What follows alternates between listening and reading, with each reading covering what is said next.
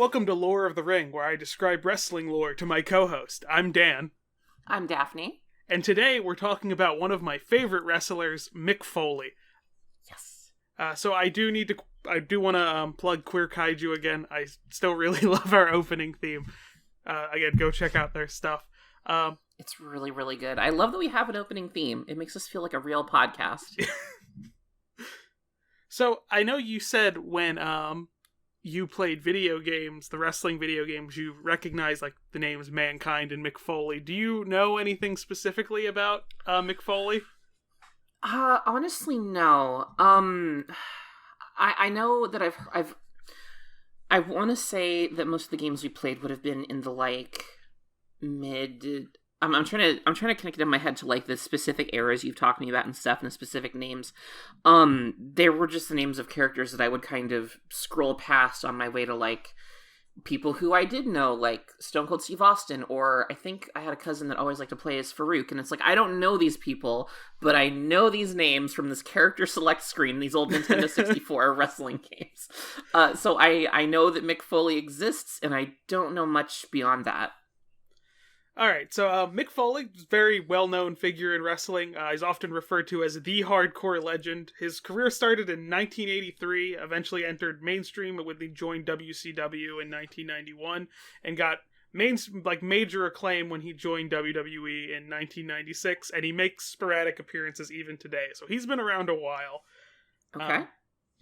So it's definitely one of my favorite wrestlers. There's a lot of different things I can talk about with him, which is why I want to spend a whole episode on him. So the first thing I want to talk about is his finisher, which isn't much related to him and the story about his finishing move, just because it's a neat story and I don't know whenever else I'll be able to cover it. That makes sense, okay. Do you have like a concept of what like the finishing move is? I know I haven't specifically talked about it. Am I correct in assuming that the Stone Cold Stunner is an example of a finishing move? Yes. Okay, yeah. So it's just like, as I'm given to understand it, it's the name for a wrestling move that is maybe a specific wrestler's signature. It's pulled off in a specific way. There's a name for it. It's like something gets a little bit of fanfare, the kind of thing that fans recognize when they're trying to set up for it and stuff. It just like a signature thing they do to try to end a match, I'm guessing. Yeah, pretty much. Like Hogan had the leg drop, Taker has the tombstone pile driver, and Stone Cold had the stunner. Yeah, okay. Foley technically has two finishers. The one I'm not going to talk about is just a double arm DDT, where he wraps his arms under someone's arms and then puts his hands on the back of their head and drives them down to the mat. This other one is a bit more unique. So this is going to seem unrelated when I ask this question, but I promise it's related. Have you ever seen the movie The Fugitive with Harrison Ford? I've seen the 2 seconds of it with Ford kind of gravelly insisting he didn't kill his wife. Is that even the right movie? I don't think yes, it's the right movie. That is the right movie. Okay. So summary for anyone who hasn't seen it, Harrison Ford's character is a doctor, and his wife gets killed by a mysterious one-armed man. He escapes and is on the run from U.S. Marshals, one of whom is played by Tommy Lee Jones. That's right. Yeah, as he attempts to solve the case. Thing about that movie, it is based on a true story. Oh no, okay. It's based off of the murder case of Marilyn Reese Shepherd in 1956. It's the original, because The Fugitive is also the movie is based off a TV series that came out right after the drama all around that murder ended. The original creators pretty much deny that has anything to do with it, even though it's almost like a one-to-one retelling in the old series. Jeez, okay. So Dr. Sam Shepard was a surgeon whose wife was killed by a home invader, and he was convicted of her murder in 1954, but was acquitted in 1961 after they found that the media circus around his trial gave him no opportunity for a fair trial, and also plenty of evidence that shows that he couldn't have done it, even though he couldn't identify a face. He eventually resigned because he got back to medicine after he left, but his working ability, his surgical ability deteriorated, and he resigned from the hospital and lost his medical license in 1968 after he made 2 mistakes in surgeries, which led to people's death. Jeez, all right. So, but then in 1969, he debuted as a professional wrestler. What? Wait. Okay. So I do believe. Wait. Yeah. What was your question about this? This wasn't Mick Foley. This isn't Mick Foley. It's not Mick Foley. Okay. This is just the origin history of Mick Foley's finishing move. Okay. This is not the curveball I was anticipating, but I'm very excited. Some people also bring up that his wrestling name was also suspect because he debuted as, quote, Killer Sam Shepard. But that's also very wrestling to just take off of what public perception of you is and then just do something around that. Okay. Due to his surgical knowledge, he created a hold called the Mandible Claw, which in theory is supposed to, if done in a certain way, is supposed to be actually painful.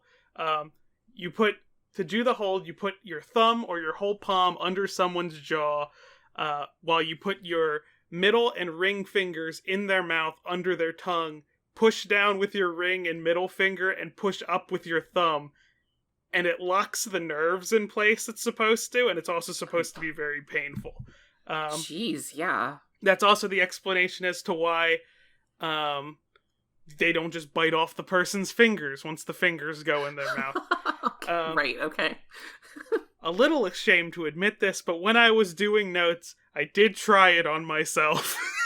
I literally was just like, kind of like doing like the hand motion of like, okay, so if it was like this, as you were describing it to me, so no shame. I also was just like, Yeah, it made my bottom jaw sore, but I could definitely still move my jaw, so that's either, I think that's either part of like the fiction, the kayfabe of wrestling, or it's the human brain thing, like how the human finger is only the same thickness as a baby carrot, but your brain refuses to let you bite them off. Yeah. So that was Foley's finishing move, and he does add a little twist to it, but we'll get to that a little later. Now we're going to get to Foley's set of gimmicks. And his main thing of gimmicks was the concept that's kind of like wholly related to him, is his gimmick was called the Faces of Foley, because he basically played 3 characters at the same time, who all existed independently one of another, but were also the same person. Okay. God, this is every D&D player who's ever wanted to play an edgy multiple personalities character. You know, just the idea of misrepresenting DID in such a bizarre way. All right, go, cool. The best thing I can compare it to is, like, in fiction, is, like, comics, how Bruce Banner, Green Hulk, Grey Hulk, and Devil Hulk are all the same person. Yeah, but they're also not. Okay, yeah, that makes sense. They do briefly at some point in the canon, someone tries to ask him, like, in character, if he might have DID, and he's like, and him in character is like, I don't like doctors, I believe in what's real and in front of me. Thing I also need to point out is that through the magic of TV, these characters have all appeared on screen together before. Of course they have. I don't know why I would have expected otherwise. Okay. So this is like another layer of like, what? Because they do, because like there were like little joke moments, like the Royal Rumble, which is like a big battle royal where a new wrestler comes out every minute, and Foley's in it 3 different times as the different characters. That's pretty good, actually. Yeah, but then like later they appear on a video package talking to one another, and like a later thing. Jeez. Okay. So I'm gonna go in order of like appearances of his like main 3 characters, and kind of describe what they're about a little bit. Um, First is Cactus Jack, who's often described as the most dangerous of the characters. Okay. Foley made Recognize his name. Yeah, Foley made his debut as Jack in WCW and created this like hardcore self-sacrificial style where things he would do to hurt his opponents looked like it hurt him just as much, if not more. And another trait I believe he picked up when he started wrestling in Japan was carrying a bag of thumbtacks with him. As you do. What would be done is that he would pour the thumbtacks in the middle of the ring, and someone would get slammed on it. Oof. Foley has been driven face first into them multiple times, and just in case anyone ever thought, like, these aren't real thumbtacks, they always flip him over and they're sticking out of his face. I was really hoping that they weren't real, and I did not get my wish. God, okay. So, next is Mankind, and Mankind is the most, like, deep lore of all the characters. I'm sorry, Mankind is one of his that's not a separate person? Yeah, it's also Mick Foley. I've literally heard all three of these names referred to and described as, like, discrete individuals. I've never had this tied back together. Like, I know all three of these names independently. This is why he's very good at this. Like, this is preposterous. He's good at, like, making these, like, feel like completely different characters. Jeez, okay. So, Mankind was initially set up to be, like, a big bad for the right now, at this point, heroic Undertaker to fight. And Foley was determined to debut as a character that was nothing like Cactus Jack. And he was incredibly different from Cactus Jack. Naturally. His backstory is that he lived in the WWE boiler room, where his only companionship was a rat named George that he spoke to. Perfect. So at first he wore, like, it looks like caveman rags. It's like a ripped brown shirt and brown pants and a brown leather mask that's bound around his face. Yeah, I remember the mask. Okay. And then that eventually evolved to a white ripped dress shirt and a yellow tie and black pants.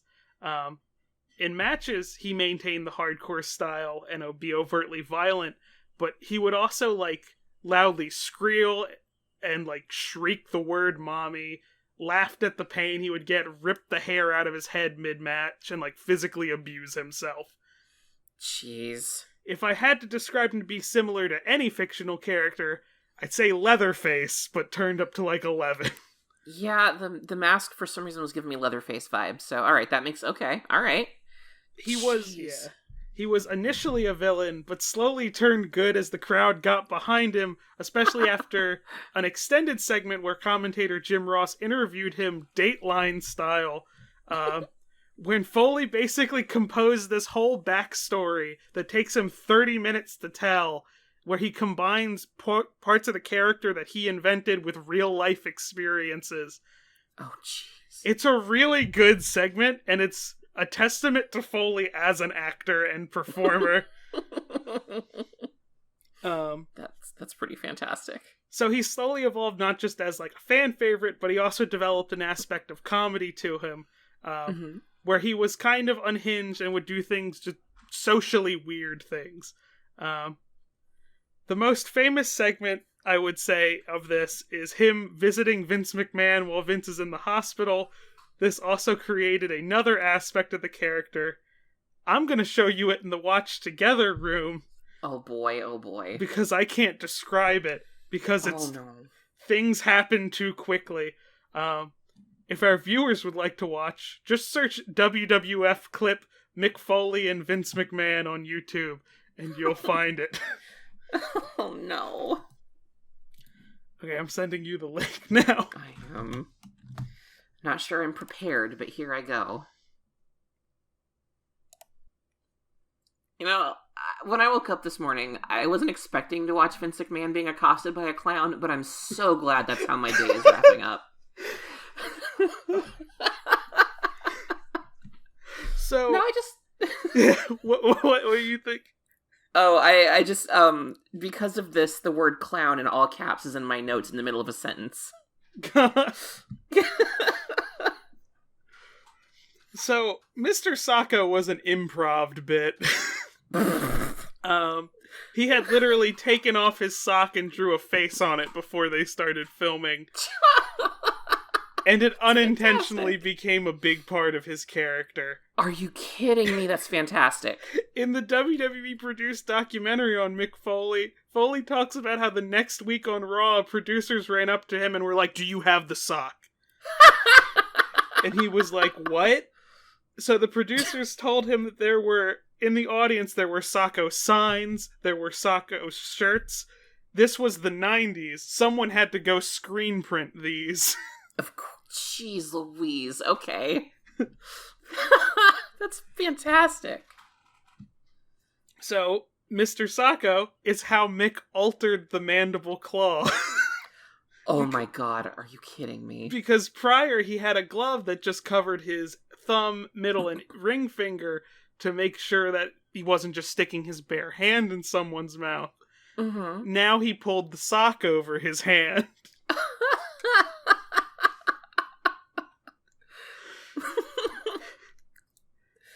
Oh my god, that's really funny.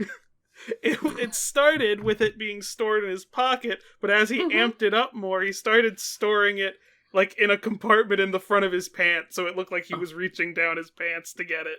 God, of course. This also led to one of the most famous tag teams of that era, the Rock and Sock Connection, where he teamed with The Rock. Oh my god, that's the best thing I've ever heard. It was set up to be like a real odd couple situation. With The Rock having his low tolerance for foolishness and his ability to sarcastically and quickly dress someone down, compared against Mankind being deranged and also just really genuine the entire time. This also happened after they came off a very hardcore feud with one another, so people were always like, is one of them going to snap? But Mankind really tried his best to be The Rock's friend and threw him a huge birthday party, but it was on the wrong date. As The Rock corrected him, yelling at the mic, "The Rock's birthday is May 2nd, you stupid son of a bitch!"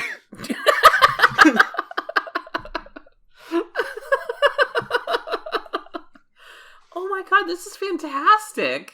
And then Mankind replies with, "I know, Rock, but when I'm with you, every day feels like someone's birthday." I can't believe that they turned him into like the like pathetic friend comic relief sitcom character. This is wonderful. And the final character he played is Dude Love, who's the most different from all the other ones. This is another, damn it, this is another one of those characters, isn't it? Dude Love is just a peace-loving hippie who's all about good vibes. Oh, okay, I was way off. I was expecting another velvet bathrobe. Unlike all his other characters, he didn't really use weapons in matches. He just wrestled like regular matches. It was like comedic, but he was like, that is a big thunder strike. Jeez, but I heard that on my side. Fun behind the scenes thing for the Lord of the Rings listeners. There's a tornado warning in my area. I will again point out, I gave you the chance to reschedule in case of tornado. Nah. Alright, fair. So Mick just bouncing between these characters does a really good job flexing both wrestling and acting ability. Yeah, okay. After all that, I do want to get to this part that I mentioned in the previous episode, where you would ask yourself, why would someone keep doing this? Oh, right. You did mention that. Okay. So, the first thing I just want to show you is the Hell in the Cell incident, where he was thrown off the cell and then threw it. Oh boy. Again, this one is planned.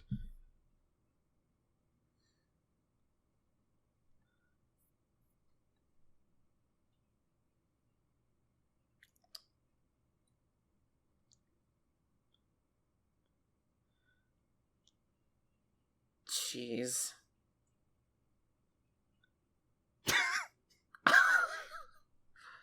I mean, he's broken in half. So after that, the paramedics took him away, but he got up off the stretcher halfway up and started walking back and climbed again. Mm-hmm. And then honey. this happened, which was not planned. Oh no. Oh, holy shit. And that's what caused the teeth to go up through his lip and into his nose. Oh yeah, we finally get the backstory for that. Oh man. Man, buddy. Oof. But that's not even the craziest injury. Oh no. Everyone in every group chat we're in together has been asking me, when am I going to talk about this? Oh god. Oh, okay. I doubt I'm prepared. So, in 1994 in WCW, Foley, wrestling as Cactus, was wrestling against another wrestler named Vader, who's a very big guy. He was very acrobatic. Vader, also no stranger to terrible injuries in the ring, as in the mid-'80s, his eye popped out of the socket mid-match, and he just had to... And he didn't stop the match, he just pressed it back in. That's terrifying. Yep. And this is a warning for everyone. Don't look it up. It's great. His whole eye swells. Don't. Yeah, I don't wanna. So, anyway, in the Foley Vader match, they planned for Foley to do what's called a hangman spot, in which you basically go over the top rope, but in doing so, your neck gets tangled between the top and middle rope, leaving you hanging there by your neck. Oh. With typical ring ropes, this is not a not dangerous stunt. It's still dangerous, but it's easier to pull off because most of your weight lands on your hands. So your neck is just being supported while your hands are really what's holding you up and not choking you. Okay. So as long as it's normal ropes, it's fine. Yeah. Problem number one, WCW wasn't using typical ring ropes at the time. They were using taut, covered elevator cables. Okay. This is due to the fact that it gives a little bit more of a spring motion when someone bounces off of it. Still doesn't make the stunt impossible as long as no one overly tightened the ropes. Okay. Problem number two, the ropes were tightened right before their match, and no one told them. Oh. Okay. So, Mick does and takes the stunt and gets his neck caught and then realizes, oh, I'm actually choking now, because it wasn't just like holding his neck in place, it was more akin to wrapping a rubber band several times around a piece of paper. Oh, Jesus. Okay. So both him and the referee have to pull it off of his head, but in doing so, it severs part of his ear off. Jeez. Foley passes out for about 30 seconds after this. Now the severed part is still hanging on by a little bit of skin. Like it's still there, but Vader, not totally aware of the severity of what has happened yet, once Mick gets back in the ring after he wakes up, pulls Foley into a hold, but when he does it, he grabs Mick by the ear and rips the rest of his ear off. Jeez. Oh, jeez. God. Vader was confused about it to this day, because he said in interviews, I thought it was already gone. And he had to be and he was sure that it was already gone until someone showed him footage where it's definitely not gone. Jeez. So I can't blame Vader for that. Well, that story didn't go in the direction I was afraid it was about to go, but it sure went somewhere else. So after that match, Foley basically had two options. He could get his ear sewn on properly, or he could go work the next night in a bigger match. He chose the latter. He naturally chose the latter, yes, of course. But, you gotta work. Yeah? They don't have sick days in wrestling. They don't have sick days in many jobs anymore. Yeah. God, alright. Cool. Distinctly Very fun not. and cool, Mick Foley. This is one of the reasons Foley would end up leaving WCW, but not for the reason you think. Mm-hmm. Foley wanted them to do a storyline between him and Vader centered around the ear thing. Because, I lost 2/3 of my ear, might as well turn it into a story. But then president of WCW was like, I don't want to do that. Yeah, I think that was... I wouldn't want to do that one either. What year is the thing where Mike Tyson and Evander Holyfield boxed and Holyfield got part of his ear bitten off? Is this like around that time where the producer could have been like, I don't want to do something like that? Let me check. Yeah, I'm also just like... That was in 1997. That's 3 years. 3 years okay. Before is when. Okay. So probably didn't affect it that much, I would think. So another injury that I mentioned, probably the last one in particular I can mention, is when he had in the I Quit match that I mentioned a few episodes ago, when he had his hands cuffed behind his back and Rock repeatedly hit him in the head with a chair. Mm-hmm. That gave him a concussion and knocked him out. Thing I didn't mention is that his wife and child were watching in the audience. Oh God, of course. There's a diagram of how many injuries he's got, and I'm just gonna send it to you, but I'll read it for our audience. Okay. Oh no. So just from, I'm gonna go down the left and then up the right. All right.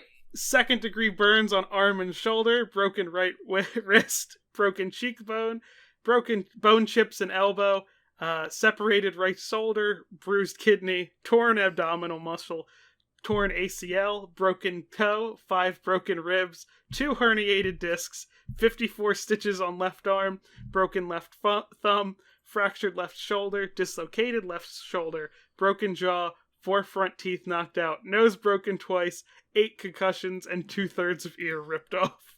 Jeez, I feel like it's important to mention that this diagram that we're seeing includes the sock on his hand. Yep. I think that's just a vital thing to mention here because that needs to be immortalized as part of this. Yeah. Jeez. The sock is important.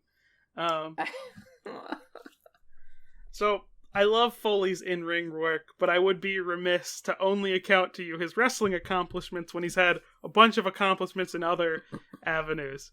Okay. He had plenty of acting work, and not just appearing as himself or his WWE characters in other shows. I know there was one film he was in 2019 that was like a big indie, like darling hit, Peanut Butter Falcon. He appeared in that. Okay. I haven't seen that movie. Yeah, most reviews say it's good. I know Shia LaBeouf's in it. That's all I know. Oh, okay. Wow. More relevant to roles you've probably seen or more aptly heard him in, though, is that in Avatar: The Last Airbender, he voiced the boulder. That is fantastic. Okay, I've always hoped that the boulder was voiced by a pro wrestler. I knew it wasn't The Rock. That's wishful thinking, but good. Okay, this is good information. Outside of acting, he's also a multi-time New York Times best-selling author.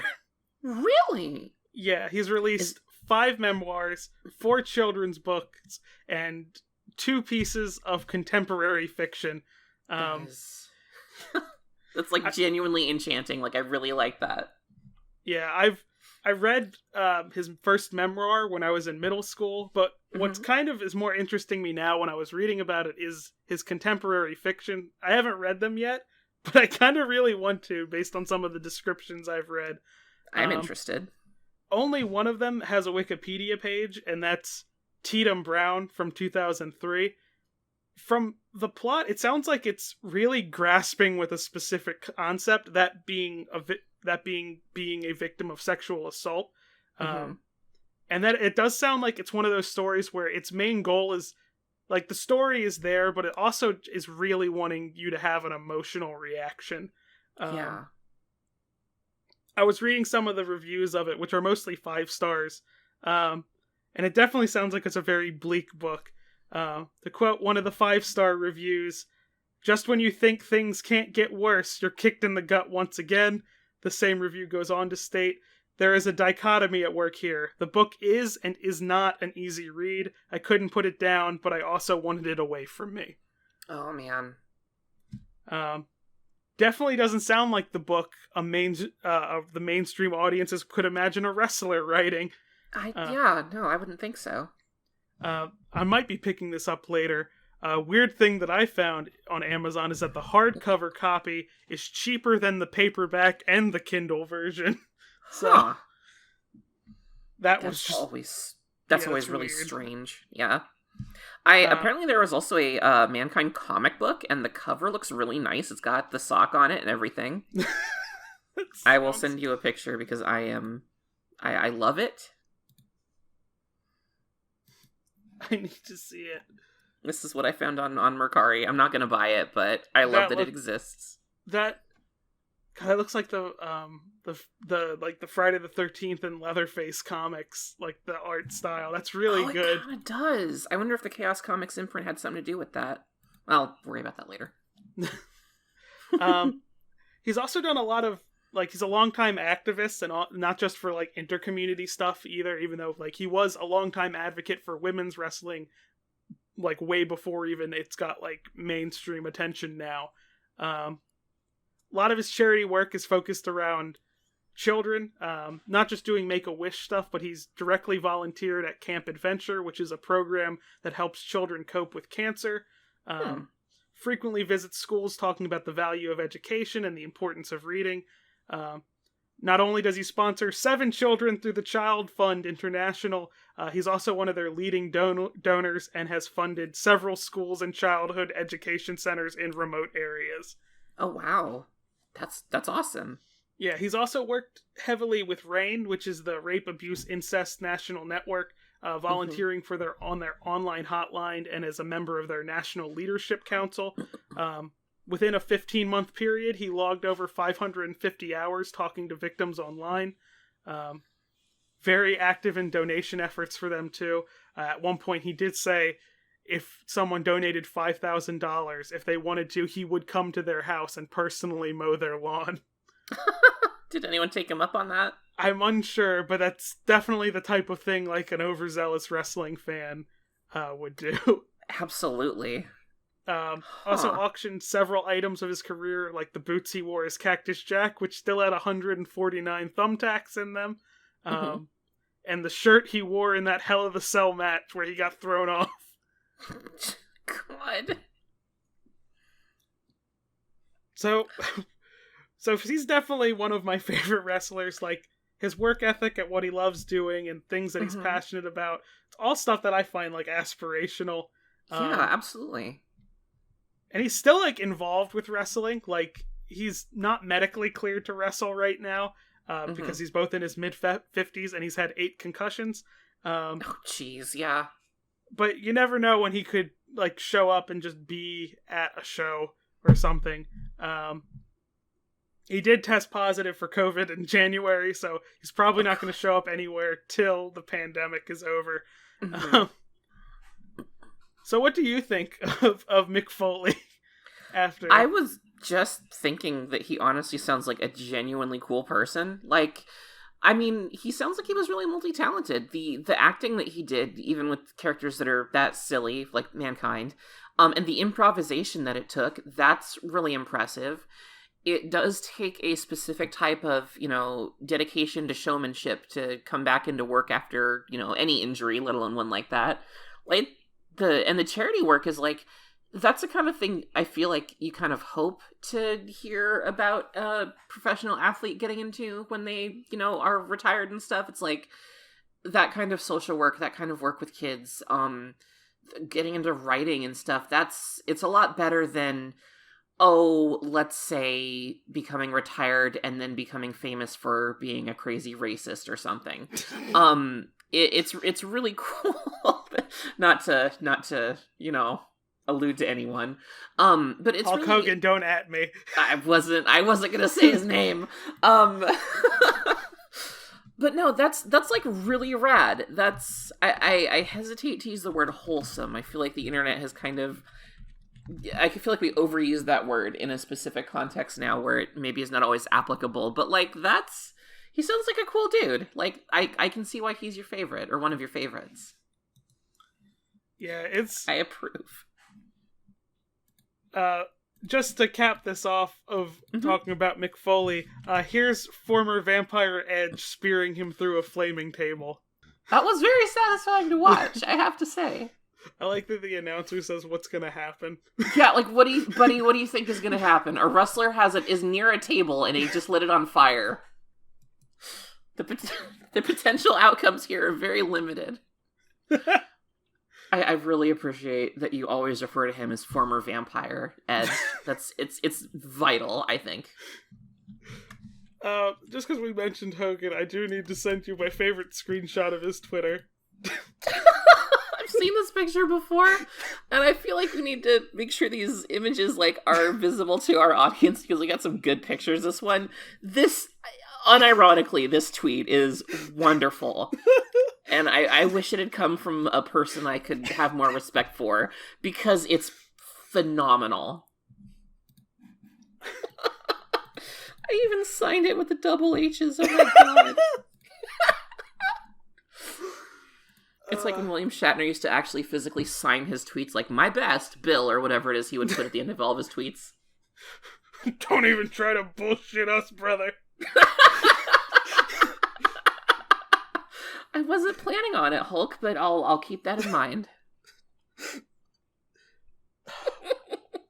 God. Just because I have time to fill out, I do want to tell you about a clip I just stumbled across today. Okay. When I was researching WCW and Foley and stuff. There was a notoriously bad storyline Hulk Hogan was in called The Dungeon of Doom. Oh no, okay. And Hogan, ended up in this, he crawled through a tunnel and he ended up in this, forested area. And there's just some bewildering acting. This already sounds amazing. I'm sorry, keep going. The first thing he says when he exits the tunnel is, "There's no Hulkamaniacs here." How can you be sure, Hulk? You just got here. He can feel it. He can sense them. And then he touches a waterfall and then goes, "Ah!" like it's hot, but then he immediately says, "It's not hot!" The anticipation of heat. It, reverse, it felt like it was really cold and he was shocked, I see. Not hot! That's always my reaction to water, too. I just love the phrase, "There's no Hulkamaniacs here." He's so distraught. Mm-hmm.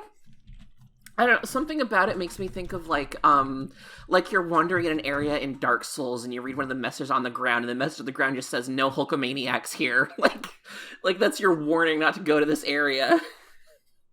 I'm just gonna play it for you in the Thank watch, you. because I need to see it. The delivery is truly bizarre. Where am I? There's no Hulkamaniacs here. He sounds so affronted. It's so bizarre. Oh, good heavens. Fuck. So funny. God, that's so funny. If I ever start a Twitch, that needs to be one of my notifications. There's no Hulkamaniacs here. Every time you get a new subscriber, I think that's how Twitch works. Yeah, just there's no Hulkamaniacs here. I feel like I've woken up some mornings that level of disoriented and shocked that there are no Hulkamaniacs in my vicinity. And now that's him forever. That's forever the image of him in my mind, is him and his dog in a hot tub and then him in a forested dungeon baffled at the absence of any and all Hulkamaniacs.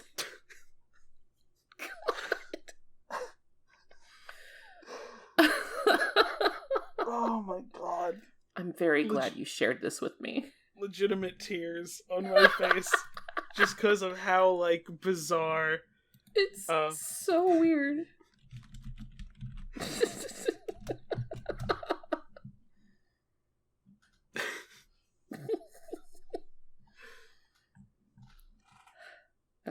Okay, I am breathing again. So, I do need to share some of the... because we have time left, I want to talk about his birthday celebration that he had for The Rock. Yes, okay, hell yes. I thought I'd have to look this up after the show. Thank you. I was waiting for this. He does a "This Is Your Life." Show. Yeah.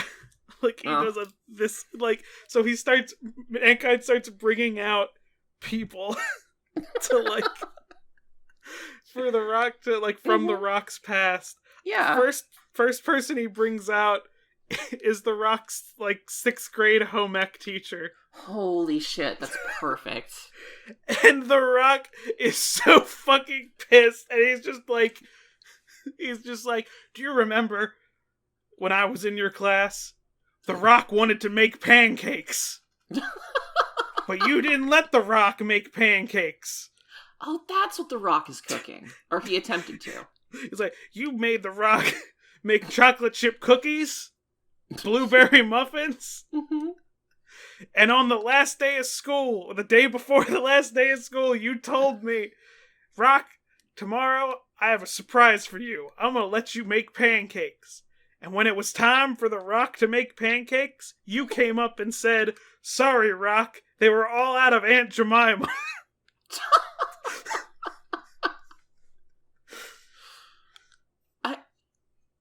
I mean, that's the kind of grudge that lasts you a lifetime. Yeah, that checks out. God. They also bring out The Rock's college football coach, who also gets thoroughly dressed down. Of course. One of The Rock's exes. The clown comes back. The same clown. Thank goodness. Okay. I'm almost surprised that they wouldn't bring Kurt Angle back just because he's the first person The Rock fought, but I guess that's too relevant for that to be something that they would do for this. No, it was Cena that was the first one. Oh, Cena! Oh my god, you're right. Because we started talking about The Rock in the same episode a little bit. Okay. Yeah. Because did you say he... Never mind. I'm already misremembering, and I'm not gonna dig myself deeper. I am thoroughly embarrassed. It's fine. There's a lot with wrestling. That's why I keep trying to take notes, man. Until I get distracted and laugh too hard, and then all the notes are gone. Yep. And then he also brings out a birthday cake, at which point The Rock does deliver his line, the birthday was on I don't usually wish my birthday was on a different date, but I wish my birthday was on May 2nd right now. And shortly after, Mick Foley says his reply of the every day feels like someone's birthday, right? Triple H comes out with a sledgehammer and chases them both off. Oh my god, that's fantastic. So good. That is wonderful. Oh my god.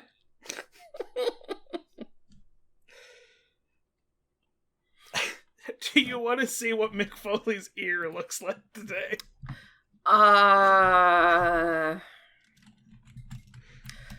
Yeah, I gotta. I'm gonna send an angle where you can kind of see both of them. Both the one that's not injured and then the one that is. Okay, cool. I do need to be able to compare. Okay, that's not as bad as it could have been. Oh, gosh. I can't imagine having to deal with that. I can't imagine coming to work after dealing with that. Well, you did leave that workplace. Okay, yeah, true.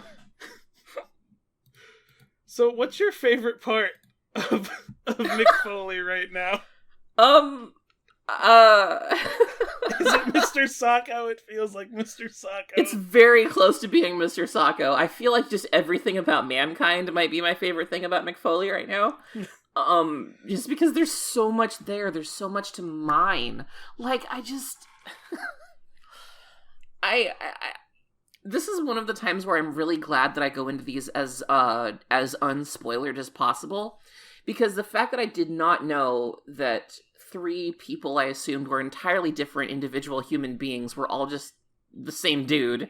I like the versatility that I discovered that he had. I like that he was down to do all these weird, nonsensical things, and that he really does commit to these bits. Like, you can't half-ass a bit like this, or if you can, it would be so noticeable, and you can tell that he's not, and I really appreciate that. Other just fun Mr. Sacco fact. Which is the sentence I just said. Yeah, it's a good sentence.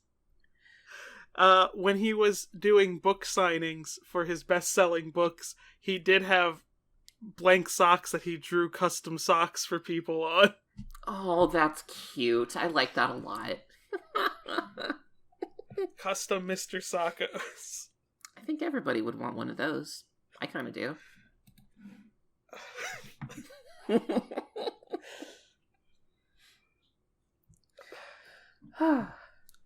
So, next episode, I think I'm going to have you watch another match. Ooh, okay. I think it's going to be a ladder match. Yes, excellent. Okay, I'm down. Because this is another one that's not really attached to a big storyline. Like, I can give additional context, like the last one, but it itself is this whole arc on its own. And it also sets me up nicely for when I get to talk about some weirder matches. So, everyone join us next week where I talk about the ladder match of Undertaker versus Jeff Hardy for the WWE Championship. This is going to be good. I cannot wait. Bye, everybody. Bye.